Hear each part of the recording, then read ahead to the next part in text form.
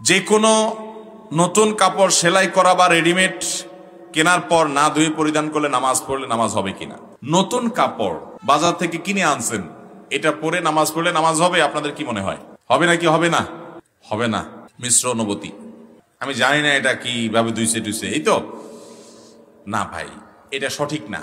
যারা উত্তর দিয়েছেন যে নতুন কাপড় ধোয়া ছাড়া নামাজ পড়া যাবে তাদের উত্তর সঠিক। হ্যাঁ, স্বাস্থ্যগত কারণ বিবেচনা করে আপনি ধুইলেন সেটা ভিন্ন কথা, যে মাড় খসখসে অথবা জীবাণু থাকতে পারে ইত্যাদি ইত্যাদি, সেটা ভিন্ন বিষয়। বাট পবিত্র অপবিত্রতা যদি প্রশ্ন তোলেন, তাহলে আমি বলবো একটা কাপড় বাজার থেকে কিনে আনছেন কিংবা সেলাই করে আনছেন দর্জির দোকান থেকে বা রেডিমেড কিনে আনছেন, এই কাপড় পরে আপনি ডাইরেক্ট নামাজ পড়তে পারবেন। এটা ধোয়া কোনো জরুরি না, বিশেষ করে যদি যাতে কোনো নাপাক দেখা না যায়। কারণ কোনো নাপাকের আলামত যদি না থাকে, গন্ধ নাই, নাপাক দেখা যায় না, তাহলে ওটা পাক।